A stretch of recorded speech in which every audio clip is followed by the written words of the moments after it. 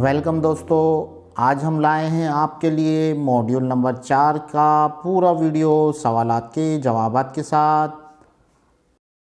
चलिए आगे बढ़ने से पहले वीडियो को लाइक कीजिए और चैनल को सब्सक्राइब करना ना भूलिए और इस वीडियो को अपने दोस्तों में ज़रूर शेयर कीजिए।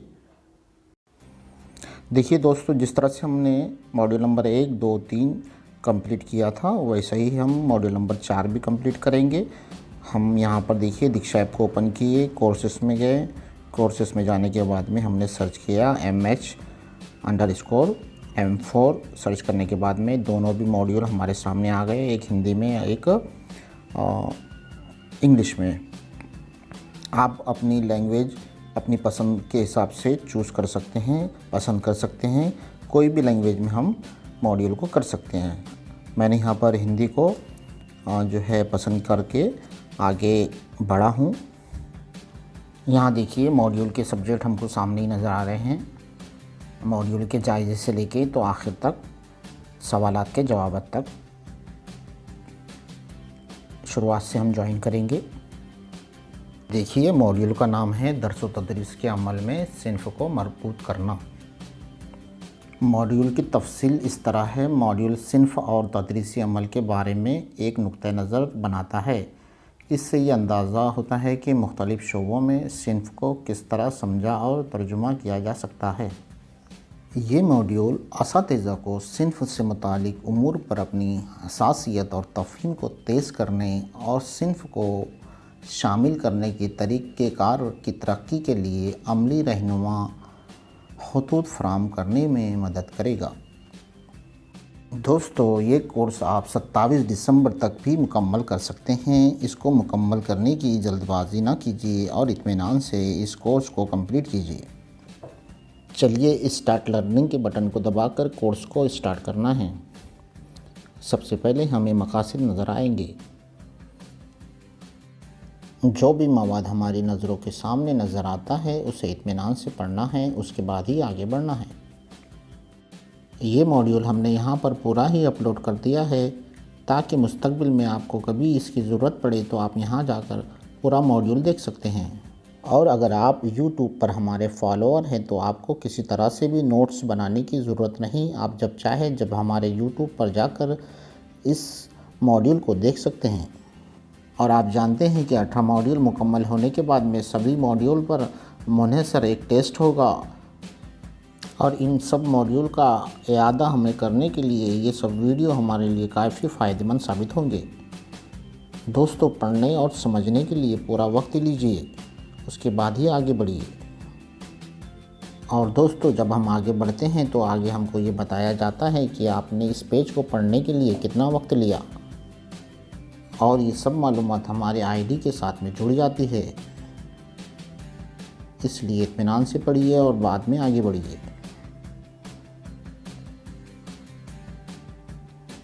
सामने जो नज़र आ रहा है मॉड्यूल का जायज़ा है। यही टॉपिक हम आगे तफसील से देखेंगे, कुछ वीडियो की शक्ल में, कुछ मवाद की शक्ल में। जैसे ही हम अगले पेज पर जाएंगे हमको राइट साइड में एक ग्रीन बटन नज़र आएगा, उसको दबाकर आगे बढ़ना है। वीडियो का उन्वान है दर्स व तदरीस के अमल में सिन्फ़ से तारुफ़।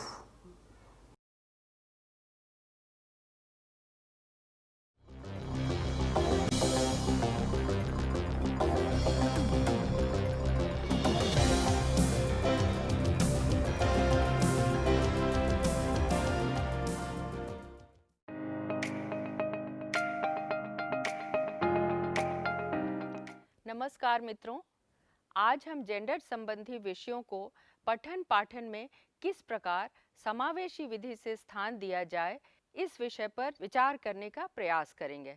मैं विषय का एक परिचय प्रस्तुत करूंगी जो न केवल कक्षा प्रक्रियाओं में बल्कि स्कूली प्रक्रियाओं में भी प्रासंगिक है। आज हम सभी जेंडर शब्द से परिचित हैं, लेकिन क्या हमने वास्तव में रूढ़िवादिता और पूर्वाग्रह, असमानता, भेदभाव और शोषण के संदर्भ में इसके विविध आयामों को समझा है? और इनका समावेश किया है जो शिक्षार्थियों के जीवन के यथार्थ से गहराई से जुड़ा है। हमारी प्रस्तुति आपको इस बात की भी जानकारी देती है कि कैसे जेंडर को प्रभावशाली ढंग से पाठ्यक्रम और पठन पाठन में एकीकृत किया जा सकता है, ताकि शिक्षार्थियों को अनुमान लगाने, आलोचनात्मक रूप से सोचने और सामाजिक और राजनैतिक वास्तविकताओं को प्रतिबिंबित करने में मदद मिल सके। जेंडर संबंधी मुद्दों पर चर्चा द्वारा शिक्षकों तथा प्रधानाचार्यों में इन मुद्दों पर संवेदनशीलता और समझ को प्रोत्साहन देने में मदद मिलेगी। इसके द्वारा उन्हें जेंडर समावेशी कार्यप्रणाली विकसित करने के बारे में दिशा निर्देश भी मिल सकेगा। जेंडर संबंधी दृष्टिकोण के समावेश का उद्देश्य केवल महिलाओं से संबंधित मुद्दों को संबोधित करना या लड़कियों के बीच आत्मसम्मान को बढ़ावा देना ही नहीं है, बल्कि लड़कों को भी पितृसत्तात्मक समाज और शक्ति आधारित संबंधों की धारणाओं पर विचार करने में सक्षम बनाना भी है। यह लड़कों को अपने स्वयं के पूर्वाग्रहों को समझने और उन पर सवाल उठाने में सक्षम कर सकेगा, जो घर और परिवार में सामाजिकरण के प्रभाव के कारण उत्पन्न होते हैं। इससे पहले कि हम जेंडर की अपनी समझ पर गहराई से विचार की इस चर्चा यात्रा को शुरू करें, इसे समझने की ज़रूरत है कि जेंडर कैसे सामाजिक संबंधों को निर्धारित करता है। यहाँ हमारा उद्देश्य मुख्य रूप से निम्नलिखित मुद्दों पर विचार करना है। पहला, विभिन्न विषयों के शिक्षण अधिगम में जेंडर संवेदनशील शैक्षणिक प्रक्रियाओं का विकास करना। दूसरा, कक्षा के वातावरण में जेंडर संवेदनशीलता को बढ़ावा देने वाली अधिगम गतिविधियों के प्रयोग का सुझाव देना।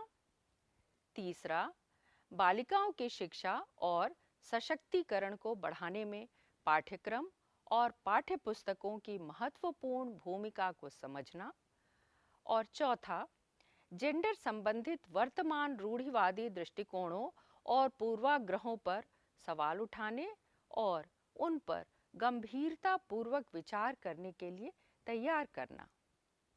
हम सभी जानते हैं कि विभिन्न विषयों के शिक्षण में शिक्षक की भूमिका बहुत महत्वपूर्ण है।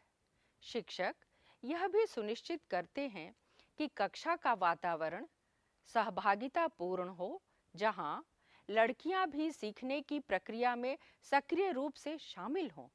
अतः स्कूली प्रक्रिया में एक महत्वपूर्ण साझेदार होने के कारण जेंडर संवेदनशील वातावरण तैयार करने में प्रधानाचार्यों की भूमिका महत्वपूर्ण होती है।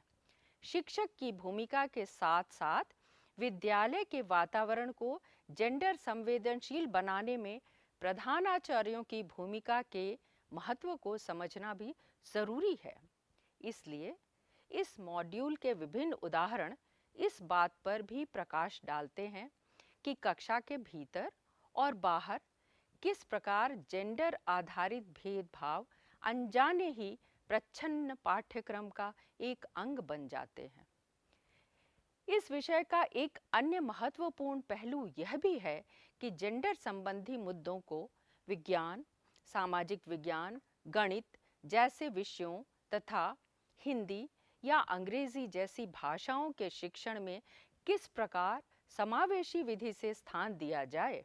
यहाँ विस्तार से चर्चा की गई है कि विषयों का शिक्षण और अधिगम किस प्रकार जेंडर संवेदनशील और जेंडर समावेशी हो पाए।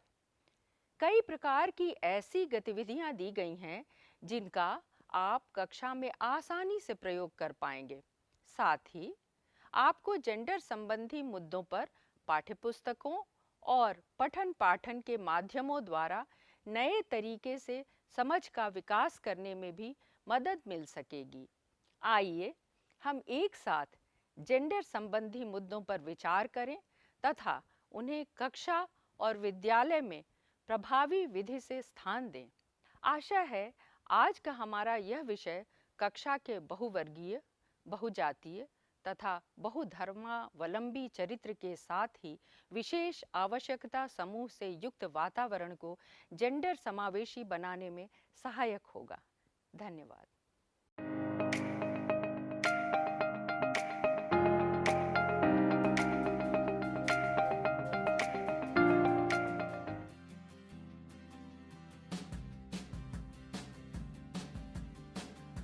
वीडियो ख़त्म होते ही नेक्स्ट बटन को दबाकर आगे बढ़ना है।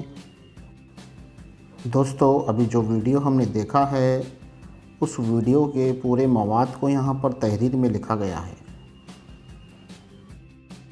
दोस्तों, इसी तरह से हमारी नज़रों के सामने जो भी मवाद आएगा उसको इत्मीनान से समझ कर पढ़ना है, क्योंकि मॉड्यूल के आखिर में जो सवालात के जवाबात हमको हल करने हैं, अगर हम ये मवाद को इत्मीनान से पढ़ते हैं तो वो सवालात के जवाबात हम आसानी से दे पाएंगे।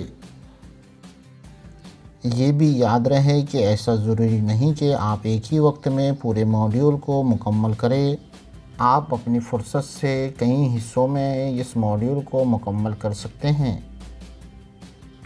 जब आप दोबारा कोर्स को ज्वाइन करें तो कोर्सेस में जाकर अपने मॉड्यूल को सेलेक्ट करें, उसके बाद में कोर्स को कंटिन्यू कर सकते हैं। आपका पिछला कोर्स कितना परसेंटेज तक मुकम्मल हुआ वो आपको वहीं ऊपर बताएगा।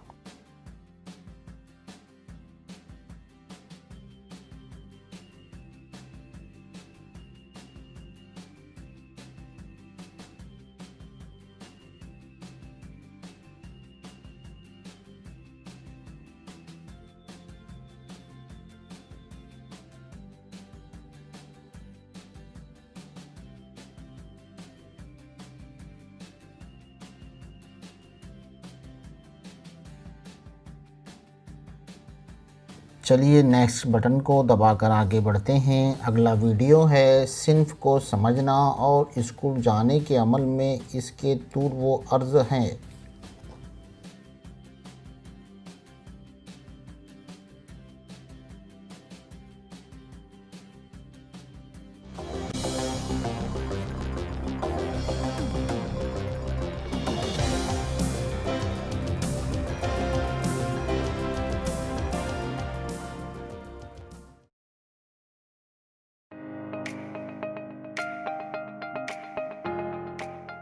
हेलो, नमस्ते मित्रों। आज हम जेंडर और उससे जुड़ी अवधारणाओं के बारे में जानेंगे, लेकिन जेंडर को समझने से पहले हमें सामाजिक निर्माण को समझना चाहिए जो जेंडर के संदर्भ में हमारे विचारों को बनाने के लिए जिम्मेदार है।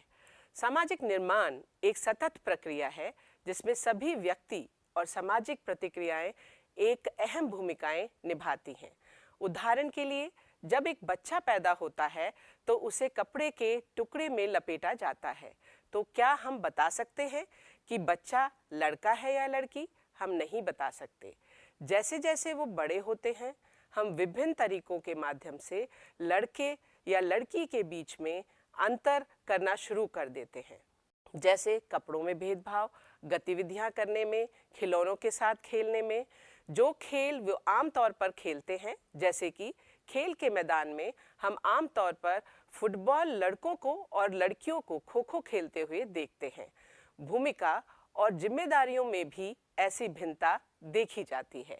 इसलिए मित्रों, हम देखते हैं जन्म के समय लड़के और लड़कियों के बीच जैविक अंतर होता है, लेकिन जैसे जैसे वे बड़े होते हैं, वे परिवार से शुरू होने वाली समाजीकरण प्रक्रियाओं के कारण विभिन्न विशेषताओं, भूमिकाओं और जिम्मेदारियों का आत्मसात करना शुरू कर देते हैं।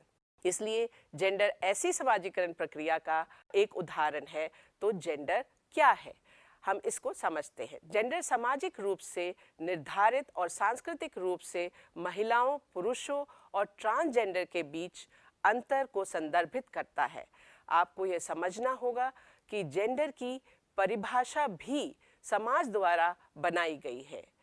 जेंडर परिवार, स्कूल, विज्ञापन, मीडिया, बाजार आदि के माध्यम से प्रभावित होता है। इसलिए यह विभिन्न समाजों में और समय समय पर भिन्न हो सकता है। इसके अलावा जेंडर अन्य कारकों जैसे कि नस्ल, वर्ग, धर्म, जातीयता और विकलांगता से भी प्रभावित हो सकता है। तो मित्रों, अब हम समझते हैं कि सेक्स क्या है। सेक्स महिला और पुरुषों के बीच जैविक अंतर को संदर्भित करता है जो प्रकृति द्वारा दिया जाता है और स्थिर है। यह परिवारों के बीच और समय समय पर नहीं बदलता है। इसी प्रकार मित्रों, सेक्स और जेंडर दो अलग अवधारणाएं रही हैं। सेक्स लड़के और लड़कियों के बीच जैविक अंतर से संबंधित है और जेंडर लड़कों और लड़कियों, पुरुषों और महिलाओं के बीच एक सामाजिक सांस्कृतिक अंतर है जो समाज द्वारा दिया जाता है। जेंडर का दूसरा पहलू भी है। यह जानना भी जरूरी है कि जेंडर सिर्फ लड़के और लड़कियों तक ही सीमित नहीं है। कुछ पुरुष ऐसे भी होते हैं जो पुरुष शरीर के साथ पैदा होते हैं, लेकिन वो लड़कियों और महिलाओं की तरह महसूस करते हैं और उनकी तरह पहनावा और व्यवहार करते हैं। इसी तरह ऐसी महिलाएं भी हैं जो लड़के या पुरुष की तरह ड्रेस पहनना, कार्य करना और व्यवहार करना चाहती हैं। इन्हें हम ट्रांसजेंडर व्यक्तियों के रूप में वर्गीकृत करते हैं और उनके व्यवहार, भूमिका और विशेषताओं का निर्धारण भी समाज द्वारा ही किया जाता है।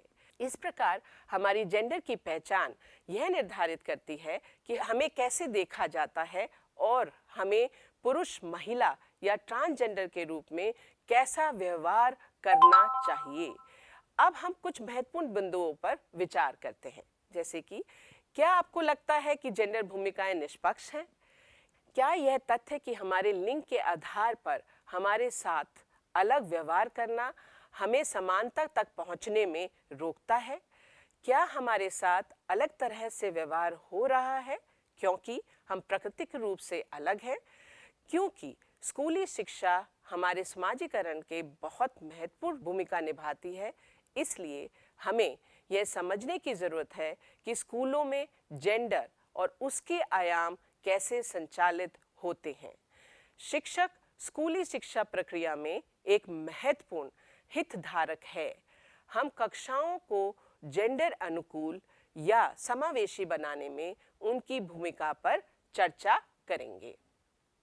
स्वयं शिक्षक भी अपने समाजीकरण के कारण औपचारिक या अनौपचारिक रूप से जेंडर भेदभाव और पक्षपात से प्रभावित रहते हैं।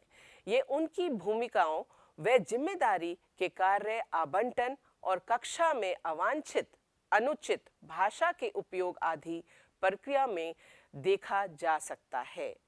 शिक्षकों का ये रवैया खासकर छात्राओं में उनके आत्मसम्मान को ठेस पहुंचाता है और अलगाववाद पनपाने के साथ साथ ही कक्षा गतिविधि में भागीदारी को हतोत्साहित करता है। ऐसे में शिक्षक महत्वपूर्ण व सार्थक भूमिका निभाते हैं। अतः शिक्षक की शिक्षण अधिगम, वातावरण व गतिविधियों में यह विशेष ध्यान रखना चाहिए।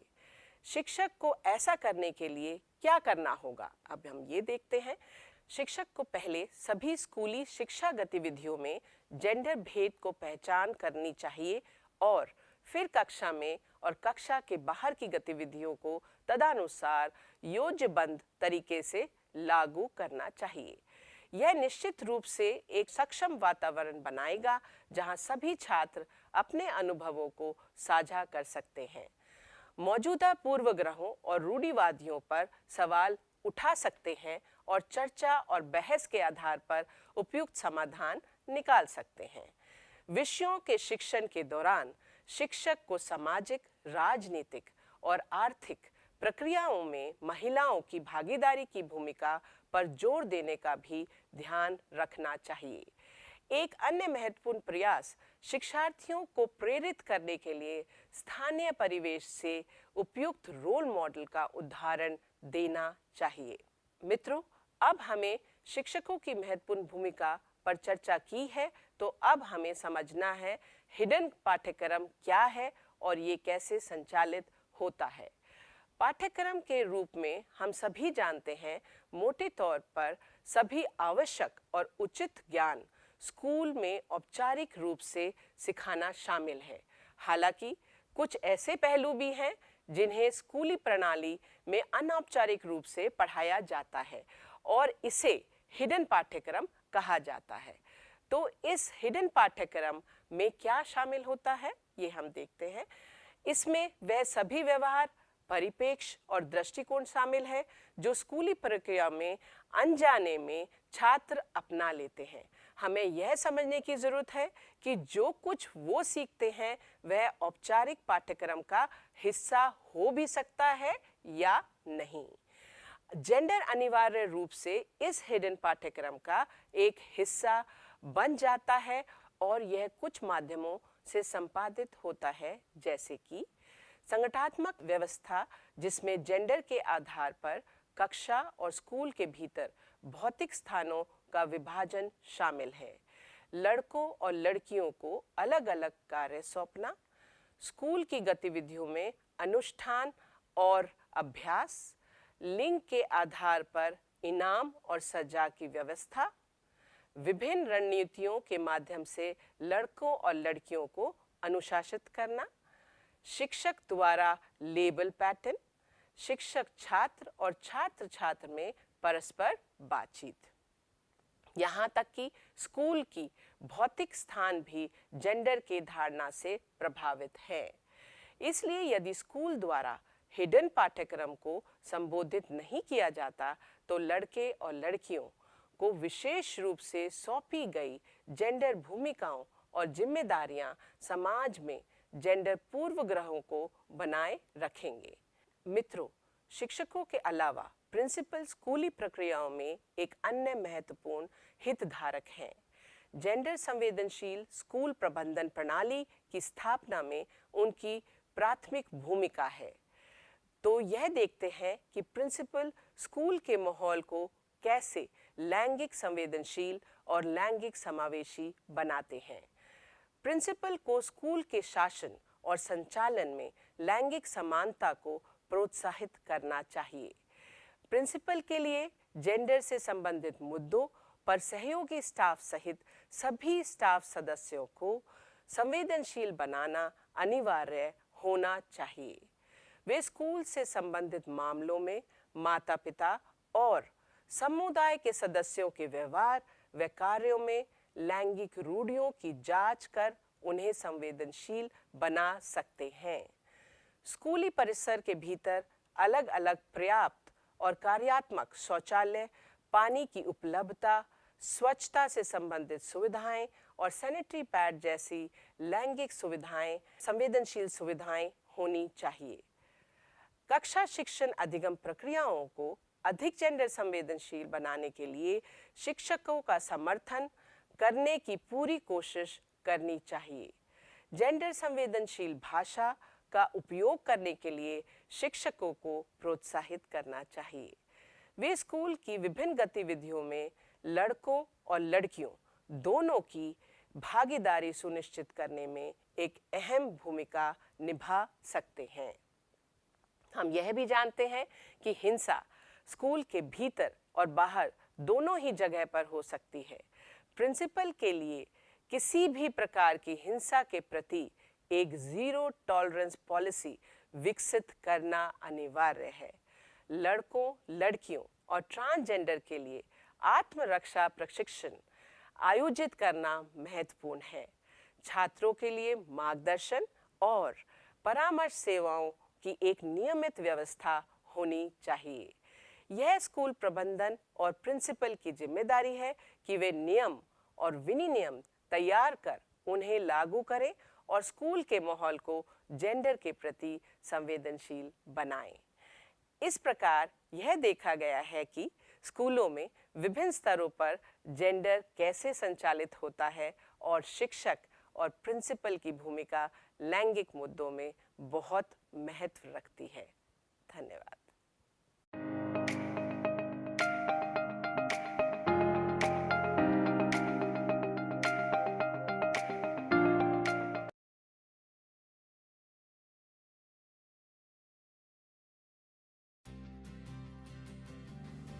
इस तरह से आगे बढ़ते रहिए, नेक्स्ट का बटन दबाइए। हिंदी में मालूमात होने की वजह से कुछ ज़्यादा मुश्किल नहीं है हमारे लिए। जो वीडियो हमने देखा है वही मवाद की शक्ल में हमें नज़र आएगा।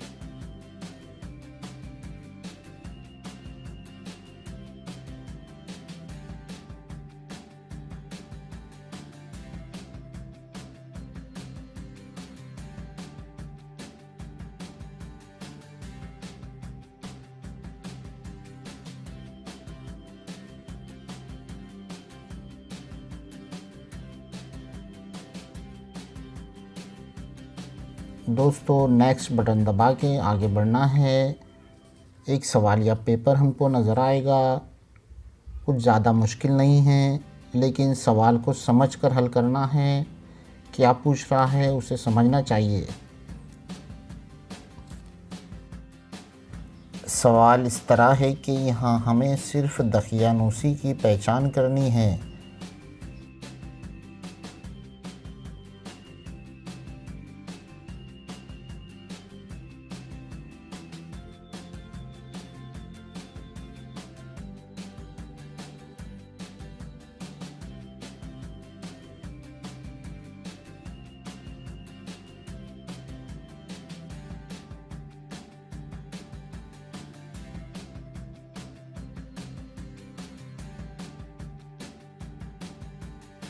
यहाँ आपको जो जवाब दुरुस्त लगता है उसे टच करके आगे बढ़ना है।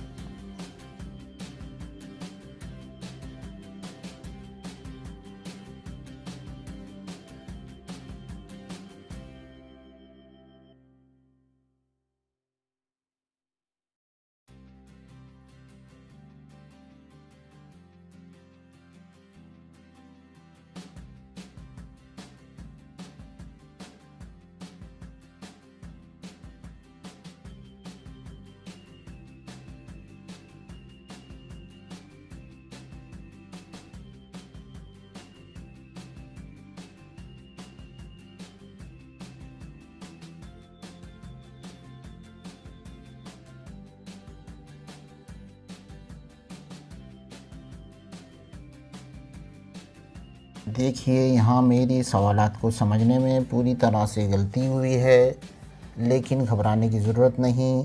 लेफ़्ट साइड में एक ग्रीन बटन है, उसको दबाकर हम दोबारा से इस टेस्ट को दे सकते हैं।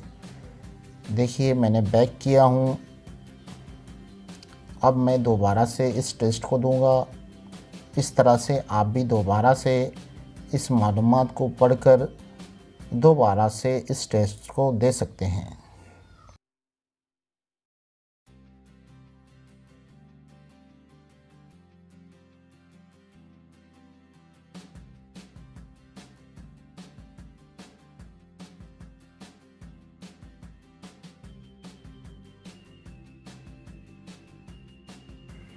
इस तरह से वीडियो को अपलोड होने में देरी हो रही हो तो इसकी कई वजूहात हो सकती है।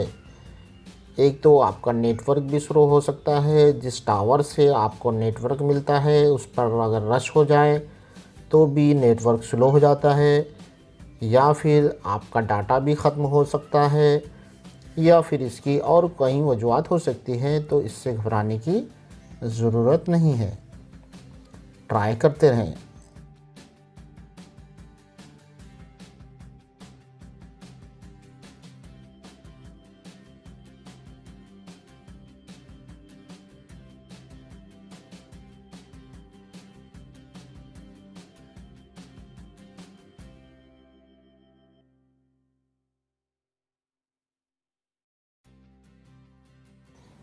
चलिए टेस्ट को अब हम दोबारा देते हैं। यहाँ पर दकियानूसी सोच क्या है उसे हमको सेलेक्ट करना है।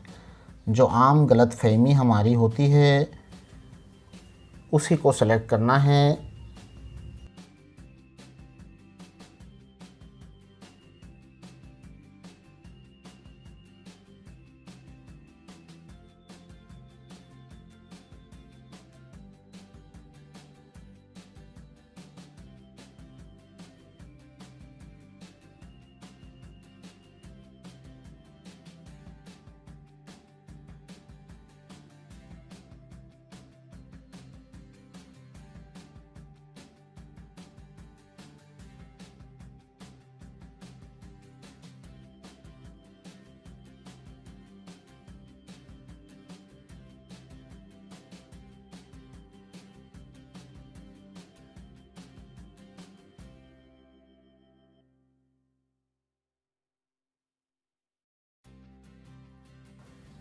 चलिए अब हमारा स्कोर अच्छा आया है तो हम आगे बढ़ सकते हैं। अगर अब भी अच्छा नहीं आया तो हम पीछे जाकर दोबारा से इस टेस्ट को दे सकते हैं।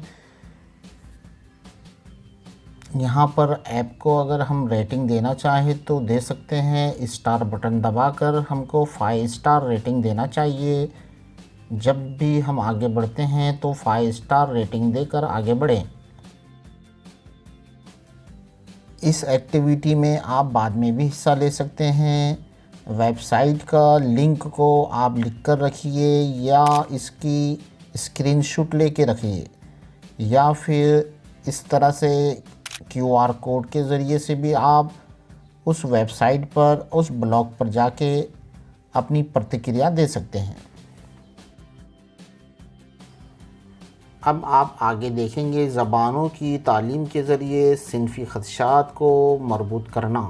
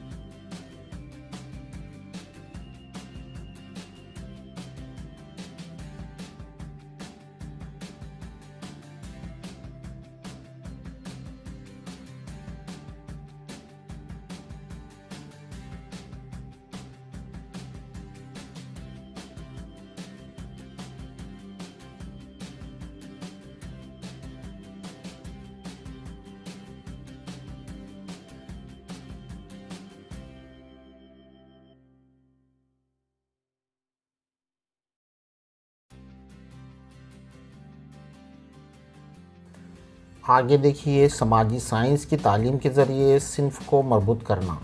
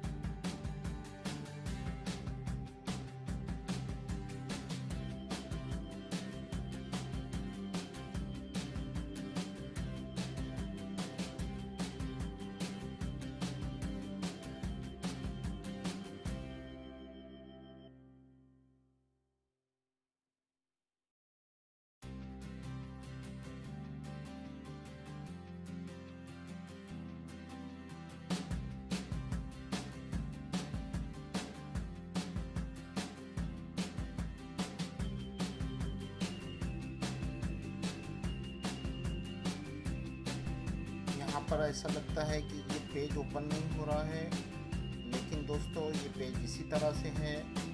इसकी मालूमात में हासिल करने के लिए जो प्लस का निशान नज़र आ रहा है, जमा का निशान नज़र आ रहा है, हमें इसको टच करना पड़ेगा। तो टच करते ही एक पेज ओपन होगा जिसमें खातिन औरतों के मुतालिक मालूमात दी गई है। जिन औरतों ने खूब तरक्की की, नाम कमाया, ऐसी औरतों की मालूमात, ऐसी ख़वातीन की मालूमात यहाँ पर दी गई है। देखिए हमने प्लस के निशान को दबाया तो ये पेज ओपन हुआ है। इस तरह से आपको सभी प्लस के निशान को, जमा के निशान को दबाना है और मालूमात लेनी है। ठीक है, चलिए आगे बढ़ते हैं।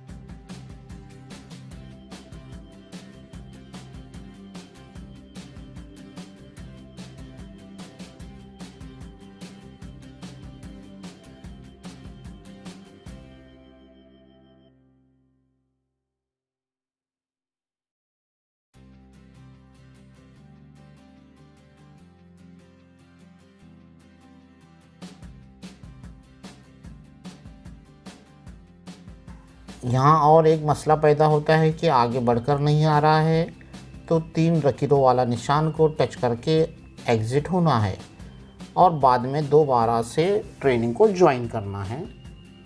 इस तरह से आपको कोई मसला पेश आए, पेज आगे नहीं खुल रहा हो तो डायरेक्ट बाहर भी जाकर आप दोबारा से ट्रेनिंग को ज्वाइन कीजिए। यहाँ पर देखिए रेटिंग पूछ रहा है तो हम 5 के 5 स्टार देके आगे बढ़ेंगे।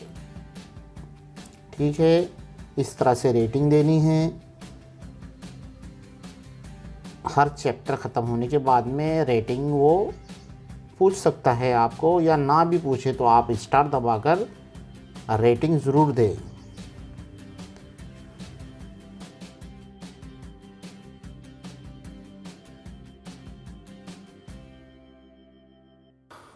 अब आप देखिए यहाँ पर ये ऐप हैंग हो गया है, आगे नहीं बढ़ रहा है। तो हम क्या करेंगे, ऐसे वक्त में पूरे ऐप से बाहर आ जाएंगे और दोबारा से ट्रेनिंग को ज्वाइन करेंगे। इस तरह से आप चाहें तो एक ब्रेक भी ले सकते हैं, आप चाहें तो अगले दिन या जब चाहे जब इस ट्रेनिंग को बाद में ज्वाइन कर सकते हैं। तो वो कैसा ज्वाइन होंगे अब उसका भी डेमो हमको देखने को यहाँ पर मिल जाएगा। ठीक है, बने रहिए आखिर तक। आखिरी में हम आपको सवालात के जवाब बताएंगे।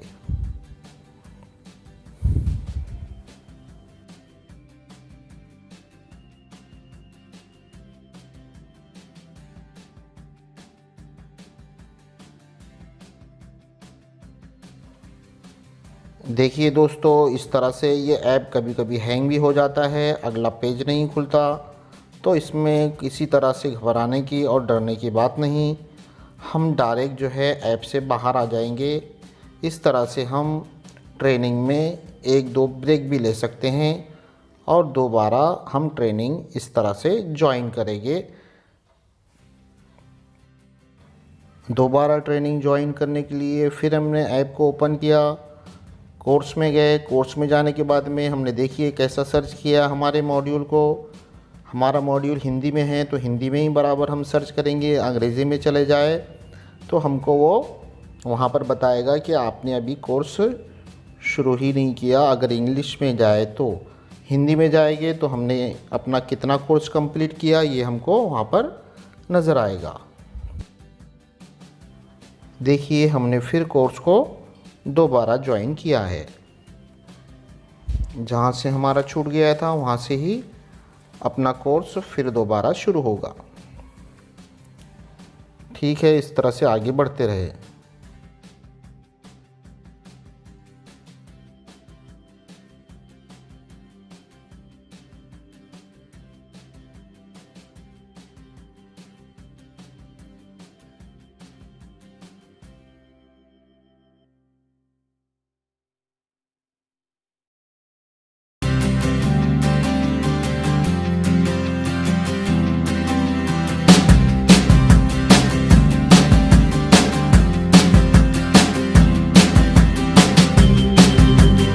यहाँ पर साइंस, मैथ, सभी मज़ामीन किस तरह से उसको जोड़ सकते हैं इसमें हमको बताया गया।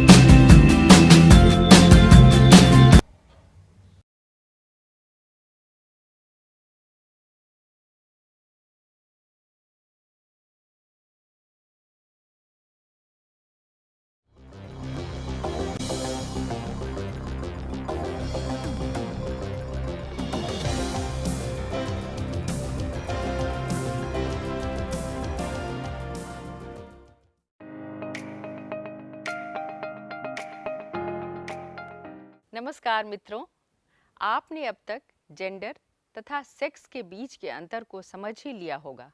सेक्स एक जैविक वर्गीकरण है तथा जेंडर एक सामाजिक वर्गीकरण है। जैसे जैसे लड़के और लड़कियां बड़े होते हैं, उनके साथ कुछ विशेषताओं को जोड़ दिया जाता है। ऐसा परिवारों और समाज में हो रहे सामाजिकरण की प्रक्रिया के द्वारा किया जाता है। उदाहरण के लिए, यदि हम कहें कि तुम्हें रोना शोभा नहीं देता, तो हम जान लेते हैं कि यह लड़कों के बारे में कहा जा रहा है। अतः जब भी घर में कोई छोटा बच्चा गिर जाता है या उसे चोट लग जाती है, तो परिवार के लोग आमतौर पर कहते हैं कि लड़कों का रोना शोभा नहीं देता, लड़के तो बहादुर होते हैं। आइए एक और उदाहरण लें। वे नाजुक और भली हैं। हम इस वाक्य को सुनते ही ऐसा समझ लेते हैं कि अवश्य यह लड़कियों के बारे में कहा जा रहा है। अब जैसे जैसे लड़के और लड़कियां बड़े होने लगते हैं तो वे इन्हीं विचारों को पूरी तरह आत्मसात कर लेते हैं। लड़के रोने में हिचकते हैं, चाहे उन्हें चोट भी लगे या उनका मन रोने का करे भी।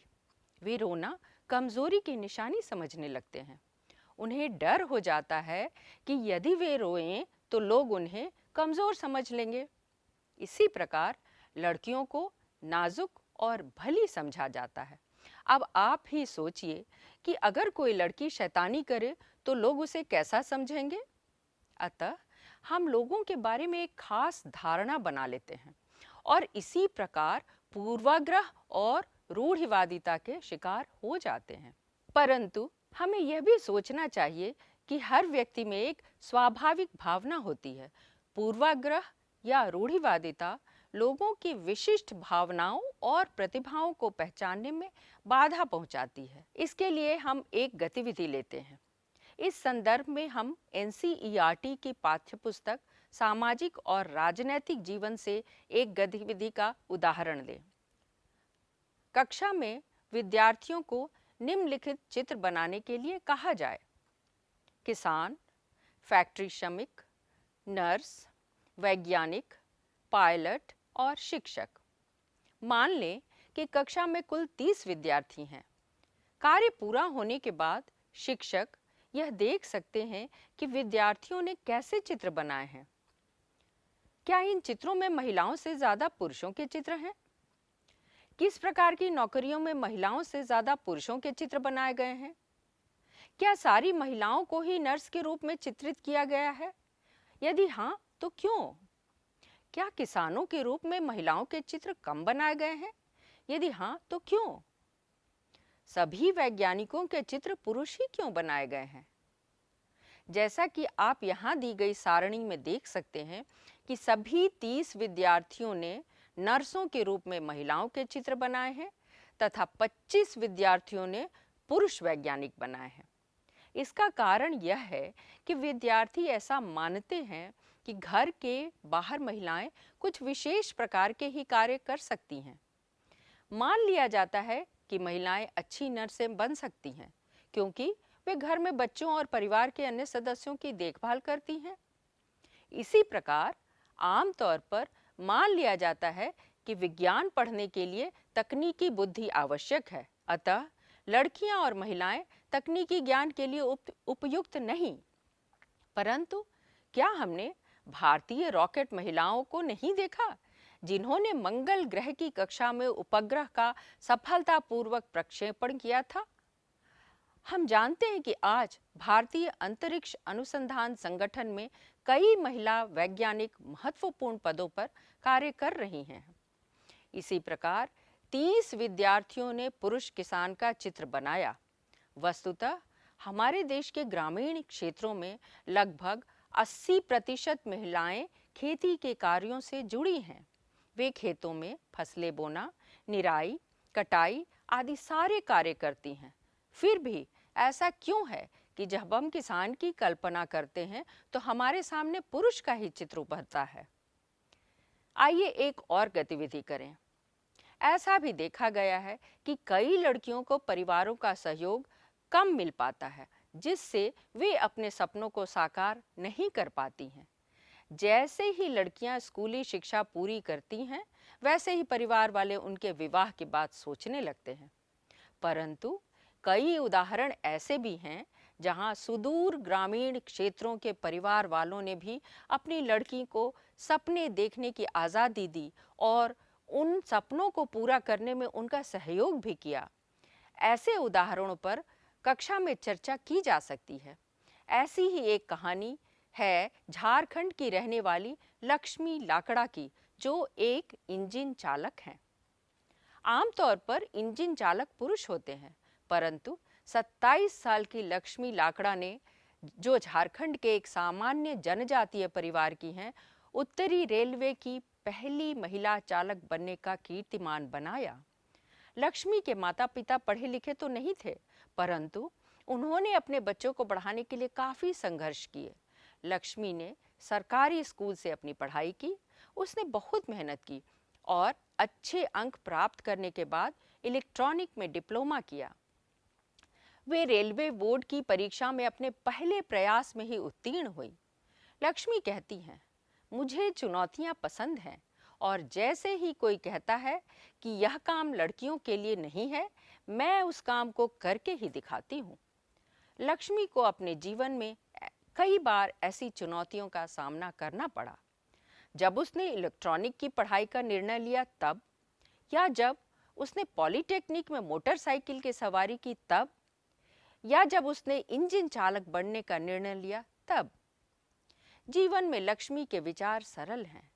जब मैं खुश हूँ और किसी को नुकसान नहीं पहुँचा रही, जब मैं जीवन में अच्छा कर रही हूँ और अपने माता पिता की मदद कर रही हूँ, तो मैं क्यों न अपनी पसंद से जीवन बिताऊं।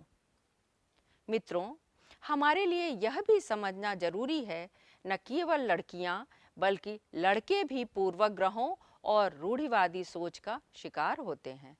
यह परिवार के सदस्यों की अनुचित आकांक्षाओं के परिणाम स्वरूप भी हो सकता है, या फिर यह कक्षा में अन्य मित्रों और सहपाठियों द्वारा मजाक बनाने के कारण भी हो सकता है। परिवार के लोग ऐसा अक्सर कहते हैं कि लड़कों के लिए अच्छी नौकरी पाना और ऊंचा वेतन कमाना जरूरी है। अगर लड़का अन्य लड़कों की तरह व्यवहार न करे और उनसे भिन्न हो, तो भी यह उसके मजाक का कारण बन सकता है। आपने पहले देखा कि कैसे लड़कों के रोने पर आपत्ति जताई जाती है। आइए हम एक विद्यार्थी अमन का उदाहरण लें। अमन की 10वीं कक्षा का परीक्षा फल निकला है और अमन अपने रिजल्ट से खुश है। हालांकि विज्ञान और गणित में उसके अंक अच्छे नहीं हैं, परंतु अपने प्रिय विषयों इतिहास और राजनीति शास्त्र में उसने अच्छे अंक प्राप्त कर लिए हैं। जब उसके माता पिता ने उसका परीक्षा फल देखा तो वे जरा भी खुश नहीं हुए। आइए हम अमन और उसके माता पिता के बीच हुई बातचीत सुने। अरे अमन, तुम्हें गणित में केवल 65% अंक मिले हैं। फिजिक्स में भी तुम्हारे अंक कम हैं। मैं जानता हूँ माँ, लेकिन कोई बात नहीं, क्योंकि मैं गणित या विज्ञान आगे नहीं पढ़ना चाहता। मैं इतिहास और राजनीति शास्त्र पढ़ना चाहता हूँ। हैं? तुम इतिहास या राजनीति शास्त्र क्यों पढ़ना चाहते हो? तुम्हें आगे चलकर इंजीनियर बनना है, इंजीनियर। हाँ, अपने भविष्य के बारे में भी तो सोचो। तुम्हें आगे चलकर अच्छी नौकरी करनी है। इतिहास या राजनीति शास्त्र पढ़ने से काम नहीं चलेगा। इन विषयों को पढ़कर अच्छी नौकरी कैसे मिलेगी? लेकिन गणित और विज्ञान में मेरी रुचि नहीं है। मैं इंजीनियर नहीं बनना चाहता। अक्ल से काम लो अमन, तुम्हारे पिताजी सही कह रहे हैं।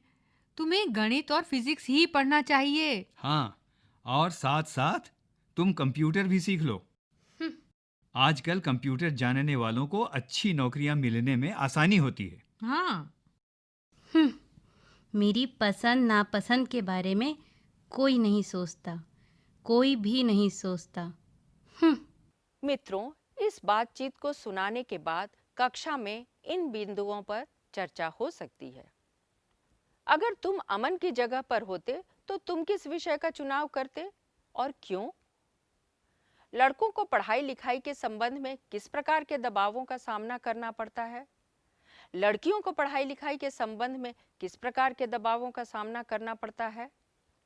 परिवारों द्वारा इस तरह के दबाव क्यों दिए जाते हैं? आइए एक और उदाहरण लें। हम आम तौर पर जिसे घरेलू महिला कहते हैं, उसे कई प्रकार के कठिन कार्य करने पड़ते हैं। इनमें से कई ऐसे कार्य हैं जिनमें शारीरिक परिश्रम की भी जरूरत पड़ती है। घर की पूरी जिम्मेदारी महिलाओं की होती है। इसके लिए उन्हें पैसे भी नहीं मिलते। ऊपर से परिवार और समाज उनके कार्यों को काम भी नहीं मानता। आइए ऐसा ही एक उदाहरण देखते हैं। रमन की डॉक्टर के साथ बातचीत। रमन की डॉक्टर के साथ बातचीत। आप क्या करते हैं? डॉक्टर साहब, मैं किसान हूँ। क्या आपके बच्चे भी हैं? जी हाँ, मेरे 5 बच्चे हैं। और आपकी पत्नी क्या काम करती हैं? जी नहीं, मेरी पत्नी काम नहीं करती है। अच्छा, तो अपना समय कैसे बिताती हैं? वे सुबह 4 बजे सोकर उठती हैं, पानी और लकड़ियां लेकर आती हैं, नाश्ता तैयार करती हैं तथा घर की सफाई करती हैं। इसके बाद वे 3 बड़े बच्चों को स्कूल के लिए तैयार करती है और उनके लिए टिफ़िन बनाती है। अच्छा, तो आप दोपहर का खाना खाने घर आते हैं? नहीं नहीं डॉक्टर साहब, मेरी पत्नी मेरा खाना लेकर खेत में आती है। अच्छा, उसके बाद? उसके बाद मेरी पत्नी खेतों में काम करती है, फसलों और पौधों की गुड़ाई निराई करती है और उसमें पानी डालती है। तो आप खेतों से काम करके घर लौटने के बाद क्या करते हैं? मैं शाम को गांव में अपने मित्रों के साथ ताश खेलता हूँ और राजनीति पर चर्चा करता हूँ। हाँ हाँ। और उसके बाद? और उसके बाद रात को मैं घर जाकर अपनी पत्नी का पकाया खाना खाता हूँ और सो जाता हूँ। तो इसके बाद आपकी पत्नी भी सो जाती होंगी?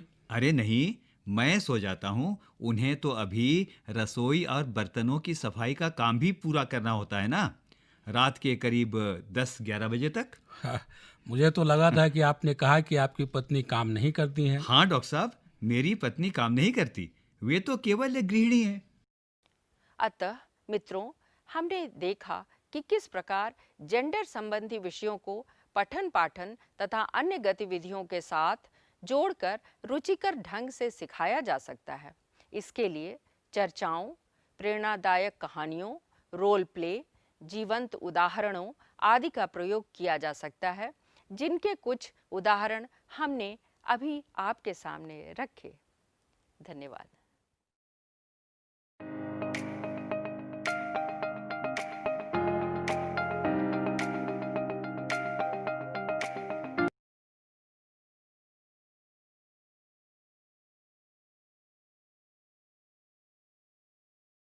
दोस्तों, जो अभी हमने वीडियो देखा है, उन्हीं बातों को अब हम तहरीरी शक्ल में यहाँ पर देखेंगे। पूरा इत्मीनान से पढ़ना है, उसके बाद ही आगे बढ़ना है।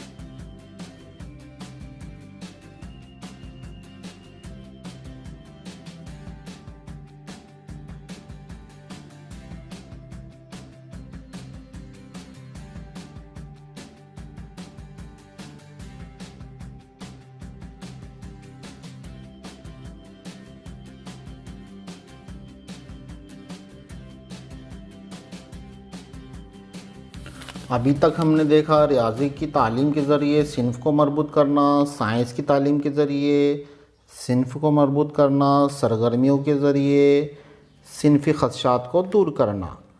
आगे हम देखेंगे पोर्टफोलियो, इजाफ़ी वसाइल और आखिर में सवालात के जवाबात।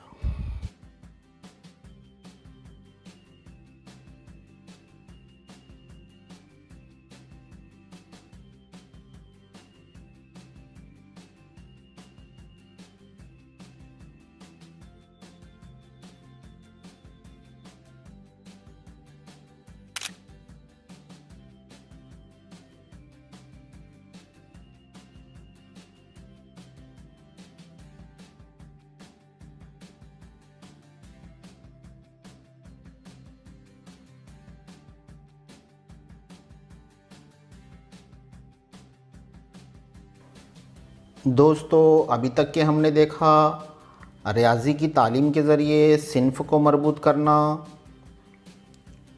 साइंस की तालीम के ज़रिए सिन्फ को मरबूत करना, सरगर्मियों के ज़रिए सिन्फी ख़दशात को दूर करना, पोर्टफोलियो, उसके बाद इजाफ़ी वसाइल। इजाफ़ी वसाइल में हमने देखा बहुत सी वेबसाइट उनकी लिंक यहाँ पर दी गई थी। उसके ज़रिए से हम और भी कई मालूमात इसके मुतालिक हासिल कर सकते हैं। अब हम देखेंगे आखिर में सवालात के जवाबात। सवालात के जवाबात देखने से पहले मैं आपसे यही कहना चाहूँगा कि आप कोशिश करें कि ज़्यादा से ज़्यादा सही जवाब दें और इस ट्रेनिंग को पूरा वक्त दें। जितने वक्त की ये ट्रेनिंग है उस ट्रेनिंग को उस वक्त से पहले जल्दी स्किप ना करें, वरना आपको आगे चल के सर्टिफिकेट के प्रॉब्लम्स आ सकते हैं। एक ही दिन में पूरा मॉड्यूल या 2 दिन में पूरे 3 मॉड्यूल कंप्लीट ना करें। यहाँ पर हमको एक मॉड्यूल मुकम्मल करने के लिए 5 दिन दिए गए हैं। इस तरह से 3 मॉड्यूल मुकम्मल करने के लिए 15 दिन दिए गए हैं। कोशिश ये करें कि इत्मीनान से वक्फे से कुछ अरसे बाद एक मॉड्यूल को मुकम्मल करें।